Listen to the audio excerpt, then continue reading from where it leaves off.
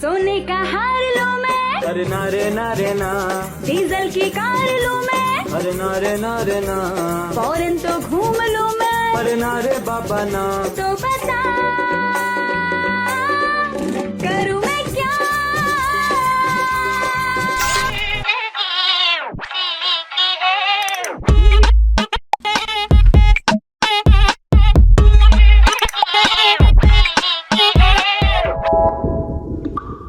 कल एक audience complain कर रहा था कि एसी से पानी गिर रहा है। लाइक सर, मैं वेन्यू नहीं चुनता, वेन्यू मुझे चुनता है। साल भर में गिन के 2 शो कर पा रहा हूँ। उसमें एसी नहीं चल रहा। हेलो दोस्तों, welcome to another episode of खबरें आजम। एज यूजुअल हमारे साथ राहुल गांधी, अमय देश पांडे, पहली बार Varun Sukhraj documentary film maker, Kunal Purohit journalist, Tanushree Pandey journalist. Varun की डॉक्यूमेंट्री हमारे चैनल पे आ जाएगी, तनुश्री की डॉक्यूमेंट्री ZEE5 पे आ रही है। इस हफ्ते में जो चल रहा है कि एकदम से महंगाई बढ़ाने के लिए, खासतौर पे फ्यूल के प्राइसेस बढ़ाने के लिए जो माहौल क्रिएट किया गया, पिछले पूरे अप्रैल में नहीं था। देश में पूरी शांति थी कि दुनिया भर में तूफान मचा हुआ है, ये हमारा देश बिल्कुल सेफ है, रैलियां चल रही थी पूरा। जैसे ही इलेक्शन रिजल्ट आया उसके बाद से ऐसी अर्जेंसी क्रिएट कर दी कि प्रधानमंत्री जो है अपनी 2 गाड़ियों पे आ गए, 50 गाड़ियों का काफिला छोड़ के। हालांकि ये दिख रहा था कि वो 5 किलोमीटर का एरिया कॉर्डन ऑफ करके वो शूटिंग की गई थी वहां पे 2 गाड़ियों की। वो 2 गाड़ियों पे आए तो बाइक पे आ गया एक सीएम, एक जो है बस पे आ गया, फिर हो गया बस भी हो गया, फिर एक ई रिक्शा पे आ गया। वो ई रिक्शा भी होगा तो नीचे एमएलए को लगा मैं क्या करूं, वो जो है वो हाथ वाले रिक्शा पे आ गया। तो जब ये भी हो गया तो बिहार का सीएम सोचता मैं क्या करूं, वो पैदल ही निकल गया। ये जो चल रहा है कि हाँ माहौल, फिर अब लोगों के नीचे से आवाज आ रही है कि आप अपनी सिक्योरिटी मत कॉम्प्रोमाइज करो सर, आप देश के लिए बहुत बड़े एसेट हो। ये पूरा कैंपेन बनाया गया ऑर्गेनिकली, हम भी समझते हैं। हम भी रोफल भाई, आपने वो गडकरी जी का देखा कि नहीं? आपने हाँ वो देखा? वो गडकरी जी कहीं इंस्पेक्शन के लिए गए महाराष्ट्र में, तो बोले नहीं नहीं मैं तो बस में जाऊंगा, तो सब लोग बस में आ गए। तो बस में तो आ गए, मीडिया वाले भी आ गए, सब शूट कर रहे हैं। किसी ने शूट कर लिया कि बस के पीछे 40 गाड़ी पीछे चल रही है, कैवलकेड में। पेट्रोल बचतीच्या आव्हानानंतर गडकरींचा बसमधून प्रवास पाहायला मिळाला, मात्र बसच्या पाठीमागे 30 ते 40 गाड्या होत्या। गडकरी जी ये नहीं बताएंगे जो वो बस है वो स्कैनिया की है, जर्मनी की, और जर्मनी के स्कैनिया बस के साथ उनका और उनके बेटों का क्या रिश्ता है ये नहीं बताया। पुराना बताएंगे तो हमारे ऊपर मानहानि का केस कर देंगे, वो अलग बात है, हम नहीं बताएंगे, उनको खुद बताना चाहिए। बट जानना ये चाहते हैं पत्रकार, आप साथी बैठे हुए हैं यहाँ पे, कि ये माहौल क्रिएट भी हो जाता है। सबको पता है कि फसाड है, सबको पता है कि भाई ये माहौल बनाया जा रहा है क्योंकि उन्होंने प्राइस बढ़ाने हैं, और अब नीचे तक ये चाहते हैं कि नीचे से आवाज उठो कि सर बढ़ा दो प्लीज, ऐसे मत हो आप, प्लीज कष्ट मत उठाओ। ये जो तरीका है, ये जो करने की क्षमता है बीजेपी की, वो बहुत मैसिव है यार। कैसे लोग इस चीज का मुकाबला करें? आप 120 रुपए जो पेट्रोल ले रहे हैं उसका भाव हम 15 रुपए लीटर करेंगे। ये बोल दिया दिल्ली में लोगों ने, एनडीटीवी का हेडलाइन है कि दिल्ली के लोगों ने बोला कि बहुत मिनिमल इंक्रीज हुआ, आप 10 रुपए बढ़ाएं। तो कह रहे मैं समझ ही नहीं पा रही हूँ कि इस पोजीशन पे हम लोग कैसे आ गए कि जनता महंगाई चाहती है चाहते हैं कि हम ऐसा करें। वो 20 रुपया लेके 10 रुपया बढ़ाने का ट्वीट कर रहे लोग यार। 2 महीना तो पूरा टैंडअप किए, पूरा यहाँ से केरला, चेन्नई, आसाम, बंगाल, इनने तो हुन्ने। अरे भाई, तो उस समय नहीं पता था आपको कि तेल का दिक्कत होने वाला है? और रोड शो जो किया 25-25 किलोमीटर, वो हवा में चल रहा था गाड़ी, पेट्रोल पे थोड़ी चल रहा था, हवा में, और उसके पीछे 22 गो गाड़ी। तो पता नहीं, मोदी जी हो सकता है कि गजनी टाइप हो गए। I had met one very senior editor and politician from Odisha, Tathagat Satpathy sir. He's a very senior man. So we had met for a dinner, and he used one line, and it has it is ached on my mind forever. He said, "Idiots when empowered do not become intelligent; they become dubious." So what has happened with us is we have empowered the idiots, and we are expecting them to become intelligent. विश्वगुरु बनते बनते ज्यादा से ज्यादा गरीब दिखने की होड़ उमटी हुई है इन लोगों में। नहीं आप बस, मैं तो साइकिल, मैं तो पैदल। मनोज तिवारी जो है मेट्रो में जा रहा है और दिखा रहा है, मैं कहा भाई तू क्या दिखा रहा है, तू तो डिजर्व नहीं करता मेट्रो। तू, तेरे लिए तो अपग्रेड है कि तू मेट्रो में जा रहा है, तू क्यों दिखा रहा है लोगों को? सब जगह तेल नहीं है, हार्मोज से तेल आ रहा है भारत में। हार्मोज के रास्ते ईरान तेल भेज रहा है हमारे संबंधों के वजह से। हमारे यशस्वी प्रधानमंत्री मोदी जी जो दौड़ दौड़ के दौरा किए हैं। हाथ जोड़ करके निवेदन है, ये सीरियस मैटर है, इसको आप लोग कृपया बहुत सीरियसली लीजिएगा, ये मैं आप लोगों से निवेदन करता हूं। देखिए, अमेरिका और ईरान का युद्ध खत्म होने से रहा, भूल जाइए। मनोज तिवारी ने कहा था ना, हम 1 रुपया को अगर 2 रुपया बोलना शुरू कर दे तो डॉलर की कीमत आधी हो जाएगी। सो अब तो ये क्या ही डिजाइन। यार मनोज तिवारी का बड़ा क्यूरियस केस है, किसी भी तरह की फेक न्यूज लगा दो, लोग कहेंगे हाँ ऐसा है, बोला ऐसा है। ये बहुत मस्त है मनोज तिवारी का। उनकी हर इनिशिएटिव जो उसको मानेगा उसके लिए देशभक्ति है। Like one of the harmless BJP person, cute से लगता है मेरे को मनोज। एक तो जब से बिग बॉस में उनके बिग बॉस से फैन हूँ, तो मेरा खैर अलग बायस है। नहीं क्यूट तो सम्राट चौधरी भी लगे अगर शेव कर लेते हो। नहीं क्यूट लगने वाला तो जो है आप छोड़ दो। उसकी बातों पे अगर आप गहराई से जाओगे ना, नॉर्थ ईस्ट दिल्ली में जहाँ से लड़ता है, तो उसकी हर बात जो है या तो कम्युनल होती है, जातिवादी होती है, जब वो इलेक्शन के दौरान आता है लड़ने। एक तो ये बहुत टाइम बाद सुना, हार्मलेस बीजेपी, ये 2 शब्द एक साथ नहीं सुने थे बहुत टाइम से। ये लास्ट एलके अडवाणी के लिए यूज किया होगा मेरे को लगता है। ये भी था ना, कौन बोल रहा था अभी कि इन्होंने 3 जन ने एक ही इलेक्ट्रिक गाड़ी के साथ फोटो खिंचा। मैंने बोला अभी आज महाराष्ट्र में हुआ है। महाराष्ट्र के 3 मिनिस्टर्स है, तीनों ने ईवी के साथ के हम अभी इलेक्ट्रिक व्हीकल यूज कर रहे हैं, फोटो डाली है। तीनों अलग अलग लोकेशन पे है, तीनों गाड़ियों का नंबर एक ही है, एक ही गाड़ी 3 मिनिस्टर। अरे गाड़ियां तो ले लो यार, कम से कम 2-3 रवि किशन जो है सीमेंट के ट्रक के पीछे लटक के जा रहा है। सब कुछ हो गया, मैं क्या करूं सीमेंट के ट्रक के पीछे। बट मैं तनुश्री की बात को, मैं एक इनके कैरेक्टर को डायसेक्ट जितना मैंने किया है, अब मैं कहता भी हूँ बात कि अगर आप किसी बात को स्वीकार लोगे कि गलती हो गई, या किसी बात पे इस्तीफा ले लोगे किसी का, तो दोनों ही चीजों में ये संघ के कल्चर में, जो इनका माचो कल्चर है, उसमें ये समझा जाता है कि this is the admission of guilt, कि यहाँ पे आप कमजोर, ये कमजोर कैरेक्टर की वीकनेस है, ये वीकनेस की निशानी मानी जाती है। तो यहाँ पे फेक ब्रावडो है, उसको बढ़ावा दिया जाता है कि कुछ भी हो जाए, चाहे वो कच्चा फटा रहे, लेकिन ऊपर से दिखना चाहिए कि पूरा एकदम से चेहरा चमक रहा है। वो वाला मामला है इन लोगों का। और लास्ट तक अब मोदी से ये पूछ रहे हैं लोग, भाई आप 2 दिन से डरा रहे हो कि सोना मत खरीदो, ये मत खरीदो, कोई दिक्कत है क्या, बताओ तो। नहीं कह रहा दिक्कत कुछ नहीं है, लेकिन बस मैं वैसे ही कह रहा हूँ कि सोना मत खरीदो, तेल बार काम मत, फिर बता दो ना कि मतलब क्या दिक्कत है, क्या क्यों कर रहे हो ये सब। प्रधानमंत्री जी ये कह रहे हैं कि भाई साल 6 महीने सोना मत खरीदो, तो क्या ये कठोर है? मैं सुनना चाहती हूँ आपसे, कुछ दिन विदेश मत जाओ, अपने ही देश में घूमो, तो क्या ये कठोर है? कार पूल कर लो, पब्लिक ट्रांसपोर्टेशन यूज करो, तो क्या ये कठोर है? बीच में आ गया था ना कि इंदिरा गांधी ने भी बोला था, फिर वो पता चला फेक वो है, भी तो बोला AI मेड कि था। चिदम्बरम ने बोला था। अरे पर सुनता कौन था उनकी? मतलब अगर मनमोहन सिंह डिमोनेटाइजेशन कर देते एक दिन, तो नेक्स्ट डे थोड़ी जो कोई सुनता। लोग तो बोलते हैं जैसे चल रहे थे वैसे ही चल रहे हैं। मतलब ये तो आप कुछ कर देते हो तो ऐसा देश हित में लोग 12 बजे आते हैं टैक्स सेलिब्रेट करने के लिए। इतना एक्टिव सिटीजन कभी देखा है भारत में? नीट का भी पेपर लीक हो गया, उसके बाद भी ये लोग कुछ मानने को तैयार नहीं है। किसी ने एक ट्वीट नहीं किया, किसी ने किसी विद्यार्थी के लिए कुछ बोला ही नहीं, मतलब ऐसा कि हुआ ही नहीं। सबसे बेशरम आदमी तो एजुकेशन मिनिस्टर ही खुद है यार। उनको उनसे धुरंधर फिल्म के बाद उन्होंने एक फिक्शन फिल्म पे उन्होंने 20 मिनट की बाइट दी थी। पिछले बार भी जब नीट की अव्यवस्था हुई थी, मैं मुंह छुपा के नहीं भागा था। क्या बोलेंगे सर पेपर लीक पे? लेकिन अपना मुंह क्यों नहीं दिखा रहे हो मुझे? नहीं, मैं किसी को मुंह दिखाने के काबिल नहीं रहा। जब उनका खुद जिस मामले में उन्हें बोलना चाहिए, उस पे लोगों ने उनसे पूछा, वो भाग गए। मतलब ये लोग, अरे 2 दिन पहले तनुश्री, 2 दिन पहले ही was getting credit for Bengal victory BJP की, और वो पूरा प्रचारित करवा रहे थे कि भाई बोलो कि धर्मेंद्र प्रधान कैसे धुरंधर साबित हुए बीजेपी के। अगले दिन जब नीट का लीक हुआ तो उनके सामने है कि वो कह रहे ये क्या है, नीट वीट क्या है, मुझे क्या पता, तुम लोग कौन हो, तुम लोग क्या पूछ रहे हो मेरे से, ऐसे कर। और उसकी टाइमलाइन पे जाओगे, लाइक सबसे इनका सिग्नेचर हॉलमार्क इनके मंत्रियों का ये है कि जिसका जो मंत्रालय है उनकी टाइमलाइन पे आप जाकर देखो, उसके बारे में कोई आपको जो अगर डाल देता है इसके बारे में, तो इसका मतलब ये समझो कि यार ये फंस गया, अब ये खत्म होने वाला है, इसका काम होने वाला है। तो ये डालते ही नहीं है। मतलब एक पर्यावरण मंत्री है, वो जब उसका नवंबर में पता लगता है हर साल की, ये भूपेंद्र यादव, तो उसका भी पूरे साल किसी को पता नहीं चलता कि कौन है, क्या कर रहा है। उसकी टाइमलाइन पे जाओगे, उस पर मोदी के रीट्वीट मिलेंगे, सब मोदी की वंदना मिलेगी, ये है वो है। नवंबर में वो हल्का सा 2-4 पोस्ट डले मिलेंगे कि पानी हवा ये वो करके देख लो यार, ठीक करा लो, बस जैसे ही भाग जाता है।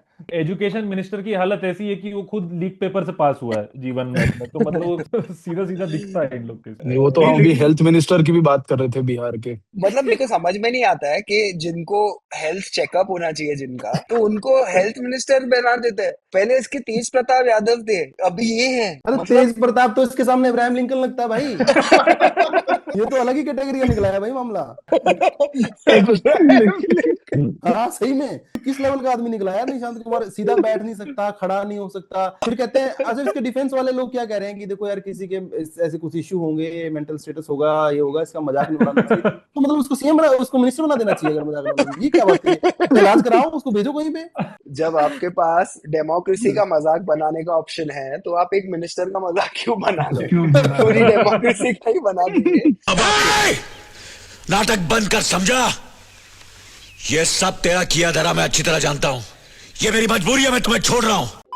हाँ सुनील, पर ये नीट के बच्चे तो यार हमारे डीएम्स में हैं कि भाई आप एग्जाम लिंक पे कुछ बोलो। अरे हम हर चीज बोलते हैं, पर जो इन्फ्लुएंसर का आप गाना सुन रहे हो, जो इन्फ्लुएंसर आपको इन्फ्लुएंस कर रहा है, जिसके लिए आप पैसे बचा के जा रहे हो उसके शो पे, जो भी हो, वो कोई कमेडियन हो या गा, उनको बोलो भाई। कोर उनका ऑडियंस है। हमारा ऑडियंस जो था वो डॉक्टर बन गया या तो इंजीनियर बन गया। नहीं मैं तो ये कह रहा हूँ उन बच्चों को, ये कह रहा हूँ कि आपको कोई कसूर नहीं, आप पढ़ाई पे ध्यान है, आपका कोचिंग ले रहे हो, आपको कोई कह भी नहीं सकता। आप 19 20 22 साल के बच्चे हो, आपको कोई कह नहीं सकता। माँ बाप से बात करना शुरू करो, खासतौर पर अपने बाप से बात करना शुरू करो कि वो इसको मुल्लों को दोषी मानता है इस चीज का या किसको मानता है। पहले अपने बाप से पूछो कि भाई कुछ कमी है नेता आज की सरकार में। अगर पहले अपने बाप को कन्विंस कर सकते हो तो फिर आगे जाके किसी और से बात करो।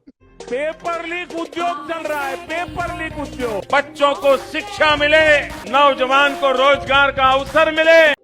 आप तीनों डॉक्यूमेंट्री बना रहे हैं ना at this point of Kunal time? भी अभी बना रहा है, राइट? मैं भी बना रहा हूँ, बट मेरा एक यूरोपियन चैनल पे आ रहा है, उसको थोड़ा सा टाइम है, कुछ दिन लगेंगे। और तो धुरंधर 3 में और आपकी डॉक्यूमेंट्रीज में क्या फर्क है? बस मोदी जी इतनी बार नहीं आते जितनी बार धुरंधर में आएंगे 3 में। यार एक और फर्क है कि इनको धुरंधर जैसी फिल्मों को तो फुल सपोर्ट है, मतलब पूरा एक्सेस, आपको जहां शूट करना है, जो आर्काइवल चाहिए लीजिए और हमसे पूछिए कि हमको किसी चैनल ने अपना आर्काइवल नहीं दिया, कोई फुटेज का कोई सपोर्ट नहीं मिला। मैंने ही खुद जो जाके, जब मैं चैनल में थी, रिपोर्टर थी, जो फुटेज मैंने खुद शूट करी है वही मुझे नहीं दिया। एएनआई ने भी कोई फुटेज नहीं दिया। तनुश्री, आपका जैसे बड़ा स्टोरी जो पहला ब्रेक हुआ था, आई डोंट नो उससे पहले क्या था, लेकिन मेरे ख्याल से हाथरस का था वो, जिसमें आप उस टाइम शायद आज तक के साथ, इंडिया टुडे ग्रुप के साथ आप काम कर रहे थे। तो उस टाइम पे काफी इस स्टोरी पे काफी बवाल भी हुआ था, काफी सारी चीजें हुई। फिर आप मेरे ख्याल से चैनल आपने चेंज भी किया, उसके बाद आप अभी कुछ किसी और संस्थान में हैं। तो ये कैसी रही जर्नी, इस स्टोरी ने, जो आपने ये स्टोरी की थी हाथरस वाली, इसने लाइक कैसे आपका जो ट्रेजेक्टरी है करियर की उसको चेंज किया और कैसे आप यहाँ तक पहुंचे? यार मेरे को इंटरेस्टिंगली, मेरे को कोई आइडिया ही नहीं था। मुझे जब भेजा गया था ना हाथरस, मुझे लगा ठीक है ये कोई भी और स्टोरी की तरह होगा। और स्टोरीज जब हम लोग कवर करते हैं ना, वो वहीं पे खत्म हो जाता है। क्राइम डन, लड़की मर गई, आई एम सॉरी ये भाषा बोलना पड़ रहा है, but once the victim dies, that is the story over for us. उस दिन पता नहीं क्या हो गया, मैं भी गई, सही नहीं लग रहा था गांव में, पता नहीं क्या हो गया जो मैं अपने होटल से गांव में वापस आई। अच्छा इंटरेस्टिंगली मेरे साथ कैमरा पर्सन मुसलमान थे, तो वो जब हम लोग हाथरस में अपना लाइव करके 9 बजे, तब तक बॉडी नहीं आई थी, तो हम लोग होटल में वापस चले गए और मैंने कैमरा पर्सन को बोला, वकार था, वकार अहमद, मैंने कहा वकार मुझे ना ठीक नहीं लग रहा है, एक बार वापस चलते हैं जब तक बॉडी नहीं आती। तो वकार ने कहा यार तुम मुझे मरवाओगी, यूपी है भाई, मैं मुसलमान हूँ, तुम्हें तो कुछ नहीं होगा, तुम तो पांडे हो, तुम तो बच जाओगी। मैंने कहा नहीं चलते हैं। और फिर तो जो हुआ आप लोग को सब कुछ पता ही है। और मेरे ये तो पता नहीं अभी तक कैसे पुलिस बोलती रहती कि नहीं हमने फोर्सफुली क्रिमेट नहीं किया था। नहीं, आपने बिल्कुल फोर्सफुली क्रिमेट किया था। अब आप क्या कवर अप कर रहे थे वो हमारा काम नहीं है इन्वेस्टिगेट करना, वो इन्वेस्टिगेशन एजेंसीज करेंगी, पर आप कुछ तो आप हशअप कर रहे थे। और आप सिर्फ वो इसलिए कर पाए क्योंकि वो एक दलित परिवार की लड़की थी। आपकी हिम्मत है तो अगर आप ये मेजोरिटी कम्युनिटी के साथ करिए, आप ठाकुरों के साथ करिए, या कोई और मेजोरिटी कम्युनिटी के साथ, थाने के बाहर लोग तलवार लेके खड़े हो जाएंगे। Coming back to a question कि इसने ट्रैजेक्टरी कैसे चेंज कर दी, मेरे को ना फर्स्ट टाइम ये थोड़ा एहसास होना शुरू हुआ था कि ऐसा भी होता है कि थ्रेट्स आते हैं। अच्छा ऐसा भी होता है कि कोई फोन करता है, इतने सारे मैसेजेस आते हैं, नोटिफिकेशंस आते हैं, because Rahul Gandhi tweeted that video, it got a lot of attention. और पहली बार मुझे फर्स्ट हैंड ये भी देखने को मिला था कि चैनल की कैसे हालतें खराब हो गई थी कि यार अब हम क्या करेंगे। अब तो इस लड़की ने अपना काम कर दिया, अब तो ये लड़की ने जो हमने इसको करने भेजा था जर्नलिज्म, अब तो इसने ये कर दिया। और जर्नलिज्म कर दिया तो बीजेपी के सरकार पे सवाल उठ गया। तो उन्होंने मुझे ऑफर कर दिया। मैं इतनी बड़ी बेवकूफ लड़की हूँ कि मुझे लगा कि वाह मैंने बहुत अच्छा काम किया है, तो मुझे सबैटिकल मिला है या लीव मिली है। तो मैं सबको बोल रही थी कि देखिए मैंने कितना अच्छा काम किया है, तो मुझे ना इन्होंने बोला है कि आप रेस्ट करें घर पे। नहीं, इन्होंने मुझे ऑफर कर दिया था। It was kind of an punishment कि आगे से ना ज्यादा हीरोइन बनने की जरूरत नहीं है। और उन्होंने दूसरे बड़े बड़े एंकर्स को भेज दिया था ग्राउंड पे, मुझको वापस बुला लिया गया था। लोग मानेंगे नहीं ये बात, 30,000 रुपए सैलरी रही थी। कुणाल, मैं मजाक नहीं कर रही हूँ, I swear on my mother, 30,000 I earn. 30,000 रुपए में क्या चलता है यार? I remember you telling me that once and मेरे को भी हाँ, बिलीव मैंने नहीं आपको हुआ था बताया उस दिन आपने बताया था जब 30,000 मुझे। रुपए हाथ में मिलता था यार, और हम लोग के हाँ घर पे मतलब कोविड का तब समय था, ना रेंट पे किया जा रहा था, खाना भी 3 टाइम का ऐसा हो गया था कि 1 टाइम हटा दो यार, क्योंकि पैसे थे ही नहीं। उसपे से आप मुझे पनिश कर रहे हो, मुझे समझ ही नहीं आ रहा कि मैंने गलत क्या किया है। मुझे लग रहा था कि कोई मुझे ये बता दे कि कुछ गलत हो गया है क्या मेरे से, नहीं दिखाना था क्या, नहीं दिखाना था तो आप बता देते कि तनुश्री जाओगी क्राइम देखो तो रिपोर्ट मत करना, चुप रह जाना। और उसके बाद ना कोई निकालता नहीं है, क्योंकि उनको भी पता था शायद वो लोग निकाल देंगे तो बैकलैश हो जाएगा। तो एक एनवायरनमेंट क्रिएट कर दिया जाता है कि आप खुद ही बोलोगे कि अच्छा भाई इतनी बेइज्जती तो क्या ही टॉलरेट करेंगे, केएफसी में काम करके पैसे कमा लेंगे, बर्गर बेच लेंगे, कहीं ना कहीं तो कुछ 5 रुपए मिल जाएगा कमाने के लिए, बट चलिए हम राइट। ही छोड़ देते हैं यार। तो that hmm was very bad and तो वही रहा। तनुश्री जी, अगर या मोदी जी चाहते हैं कि हम लोग सोना नहीं खरीदें, फॉरेन ट्रैवल नहीं करें, तो उस हिसाब से सैलरी तो ये ठीक ही है ना, मतलब सबको ही हाँ 30,000 रुपए मिलने चाहिए। हाँ मतलब आई बेहतर। थिंक जर्नलिस्ट को तो पहले से प्रिपेयर कर ही रहे थे यार कि मतलब आपको क्यों जाना है, फॉरेन क्यों जाना है, सोना क्यों खरीदना है, तो कम ही एक रखो आप। अभी मोदी जी ज, ऐसा लाइफस्टाइल हमारे लिए प्रिपेयर कर रहे हैं, अगर आप 30,000 रुपए कमा रहे हो तो 32,000 बचा सकते हो महीने के। वो जो स्टोरी में सबसे स्ट्राइकिंग चीज जो मतलब it was like a wake up call for lot of people, कि वो जो पेरेंट्स थे विक्टिम के, वो बोल रहे थे कि हमको बस एक बार बॉडी घर लानी है और ये नहीं होने दिया। मतलब दैट वाज शॉकिंग, हाथ जोड़ के बोल रहे थे वो कि एक बार बस हमें अपनी बेटी को घर लाना है। मतलब इतनी सी चीज मांग रहे थे कि आप एक बार देखने दो, बस एक बार, वो लड़की तो मर गई, उसको घर लाने दो यार, आपने वो नहीं होने दिया। सिद्धार्थ कपन का था, वो भी यही इसी मामले में अरेस्ट हुई थी ना, सिद्धार्थ का अरेस्ट हुआ था केरला वाले सिद्दीक का। सिद्दीक सिद्दीक कप्पन। सिद्दीक सिद्दीक कपूर। सिद्दीक हाँ Kappan, Jay sorry Kapan. Sorry, Siddique Kappan का। सिद्दीक कपन, जैसे आपने बिल्कुल एकदम एग्जैक्टली यही बोला था अभी कि वो आपका जो कोलीग था वो मुसलमान था, उसके पास वो शील्ड नहीं थी जो आपके पास थी, आप पांडे थे। तो जैसे सिद्दीक को इन्होंने अरेस्ट किया और इतने टाइम तक बेल नहीं हुई, बहुत लंबा टाइम उनकी बेल को लगा, तो इनके इनके मामले में क्या हुआ था, मतलब जो 1-1.5 साल इनको बिल्कुल एकदम पीसा गया इस तरह से। यार पुलिस का कहना है कि उनको टूल किट मिला था सिद्दीकी कप्पन की गाड़ी में, उनको इंटेल मिली थी कि सिद्दीकी कप्पन पीएफआई एसडीपीआई के मेंबर है। क्लियरली उनको नहीं मिला होगा ना कोई एविडेंस प्रूव करने के लिए कोर्ट में, तभी उनको बेल मिल गई है। तो ये case as far as I know यही चला कि वो सिर्फ हाथरस आ रहे थे कवर करने। ऑब्वियसली सिद्दीकी आप या कुणाल या बाकी लोगों जैसे एस्टेब्लिश नहीं है, बट वो सारे का इवेंट्स उन्होंने कवर किए हैं। He is very much a journalist. उन्होंने फार्मर प्रोटेस्ट कवर किया है, और मैं भी सारी स्टोरीज नहीं कवर करती, तो उन्होंने भी कुछ सिलेक्टिव स्टोरीज कवर करी, बट ऐसा नहीं है कि वो मुसलमान से रिलेटेड थी तो वो कवर कर रहे थे। He was just covering it as a journalist, Hathras being one of them. उन्होंने डॉक्यूमेंट्री में बताया है कि पुलिस ने उनको उठाया बीच रास्ते से, किसी को नहीं मारा, उनको एक थप्पड़ मारा बहुत तेज। और पता है ये जब मैं अभी बोल रही हूँ ना, ये ऐसा लग रहा है कि अच्छा चलो थप्पड़ ही तो मारा है यार, लोग तो मर रहे हैं, ये नहीं बहुत बड़ी बात है। पता है आपको, अभी हम 5 लोगों को उठाए और एक को सिर्फ चांटा मारे, ये बहुत ह्यूमिलेशन की बात है कि सिर्फ मुझको ही छोटा, जिसके साथ होता है ना उसी को पता है। तो मैं लिख के कहीं दे सकती हूँ कि अगर मैं मुसलमान होती तो कुछ तो बड़ा होता, मतलब मेरे साथ, मतलब वेरी स्ट्रांगली फील कि भाई कास्ट एक ऐसी प्रिविलेज कास्ट भी थी कि देश में थोड़ा बच गई कि अरे भाई पांडे की लड़की को ऐसे कुछ। I am as weird and bizarre as it sounds, I am absolutely sure. उसमें यही थोड़ा सा इस मेमोरी को रिफ्रेश करना था, क्योंकि हमारे यहाँ तो जैसे कल की घटना को भी भूल भूल जाते हैं लोग, तो हाथरस को जैसे जिन लोगों ने कवर किया उनसे मतलब फर्स्ट हैंड जानना जरूरी है। और इसी कड़ी में वहीं से ना ये टूल किट और ये सब एस्टेब्लिश हो गया था कि पुलिस का पहला डिफेंस यही होगा। और आज भी हम देख रहे हैं 4-5 साल बाद नोएडा पुलिस ने आज सुबह बयान दिया है कि जो नोएडा में वर्कर्स के प्रोटेस्ट हुए थे उसमें 1 करोड़ की फंडिंग बाहर से आई थी, विदेश से आई थी। अब वो बता नहीं रहे कि क्या कहाँ से आई थी, कैसे आई थी, किसकी जिम्मेदारी थी उसको रोकना, लेकिन ये बता दिया गया है कि 1 करोड़ की फंडिंग बाहर से आई थी और नोएडा में प्रोटेस्ट हुए। क्या ये 1 करोड़ वर्कर्स को मिले थे?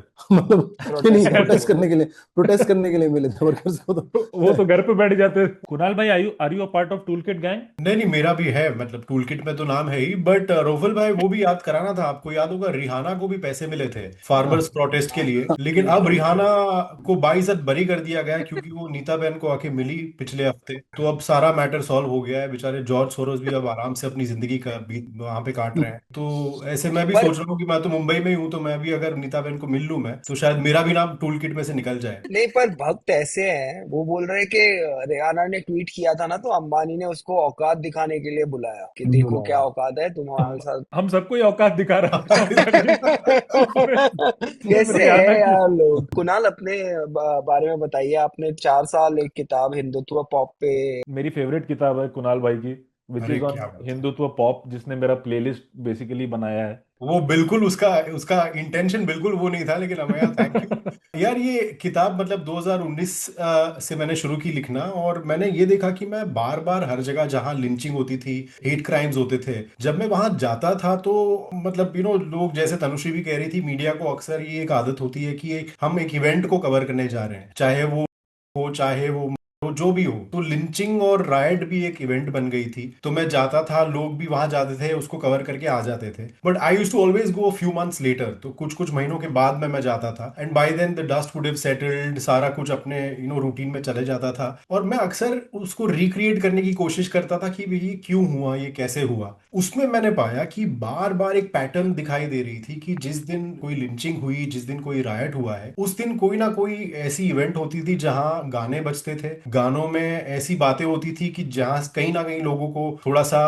प्रोवोक किया जाता था, उनमें एक एक एक एक, एक गुस्सा भरा जाता था। भारत का मुल्ला मौलाना जय श्री राम बोलेगा, टोपी वाला सिर झुका के जय श्री राम बोलेगा, तो इस टाइप के गाने बजते थे। भारत में जो देशद्रोही है उसकी माँ का भोसड़ा, तो ये सारे गाने बजते थे। These were the kinds of songs that would then play in these areas. और एक तो जिस इंसिडेंट से ये बुक आई वो ये था कि एक गुमला नाम की एक जगह है झारखंड में, तो वहां पे रामनवमी के दिन पे बिल्कुल मस्जिद के सामने, और अब तो ये पैटर्न हो गया, लेकिन ये मैं 2017 की बात कर रहा हूँ, बिल्कुल मस्जिद के सामने ऐसा ही गाना बजा, और वो गाना ऑलमोस्ट एक राइट बन जाता, लेकिन पुलिस ने इंटरवीन कर लिया, सारों को वापस भेज दिया। पर वो जो जुलूस था रामनवमी का, उसमें जो लोग थे, उनमें से 3-4 लोग जब अपने घर वापस जा रहे थे, they saw this one Muslim young man who was 20 years old, who was in their school with them, उनका दोस्त था, उनके परिवार को पहचानते थे, सारा कुछ, लेकिन उसका दोष ये था कि वो एक हिंदू लड़की के साथ खड़ा था और बातें कर रहा था। वो सारे गाने सुनकर वो आ रहे थे वापस, उन्होंने उसको देख लिया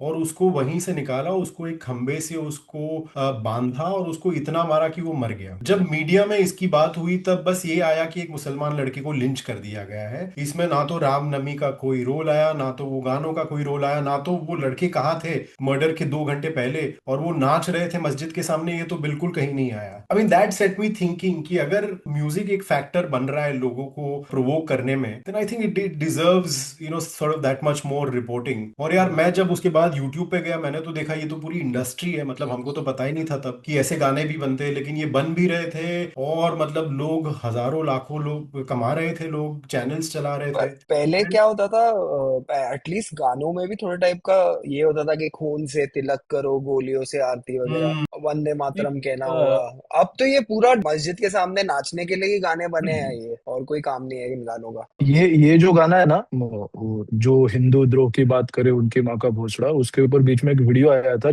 स्कूल गोइंग किड्स, छोटी लड़कियां उसके ऊपर डांस कर रही है रोड पे।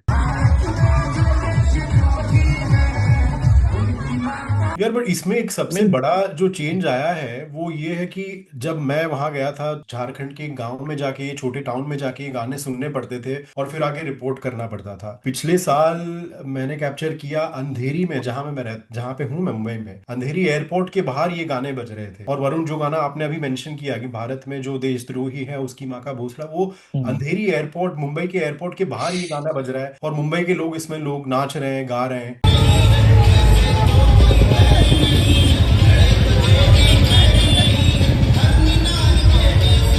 तो जब मैंने इसको कवर करने की कोशिश की, उस पर ट्विटर पे डाला मैंने, तो मुंबई पुलिस ने ट्विटर को नोटिस भेजी, बोला कि इसका पोस्ट निकाल दो आप। और फिर उन्होंने बीबीसी को स्टेटमेंट दिया कि हम ये जर्नलिस्ट जिसने ये पूरा रिकॉर्ड किया, हम उसको इन्वेस्टिगेट करेंगे, ना कि जो गाने ही बजा रहे हैं या फिर गानों पर नाच रहे हैं उनको। तो ये है, this industry has been protected and patronised. इसको अच्छी तरीके से स्टेट की और रूलिंग पार्टी की इतनी अच्छी पेट्रनेज है कि इंडस्ट्री बढ़ रही है। और उसका अलग अलग तरीके से, जैसे हम लोग स्टूडियोज जाए, यूट्यूब चैनल्स जो है, वो यूट्यूब चैनल्स में मिलियंस की फॉलोइंग होती है और इनको इतने पैसे मिलते हैं क्योंकि ये सारे वीडियोस मोनेटाइज्ड है। तो ये अलग अलग तरीके से ये इंडस्ट्री बढ़ रही है। कुणाल भाई, ये बीमार विश्वास हम लोग के बीच में पैदा हो रहे हैं, उन लोग के पीछे का क्या सोशियोलॉजिकल कारण है एग्जैक्टली? कुछ लोग तो ऐसे हैं जो जैसे मैंने किताब में भी लिखा है, कुछ लोग ऐसे हैं जो बिल्कुल मानते हैं इस चीज को, जो हिंदुत्व में मानते हैं, जो इतने रेडिकलाइज हो गए हैं कि उनको लगता है ये सचमुच में this is the need of the hour वगैरह वगैरह। तो वो लोग ऐसे हैं जो अपनी जो स्किल्स हैं, समझ लीजिए वो गायक गायक हो या लेखक हो,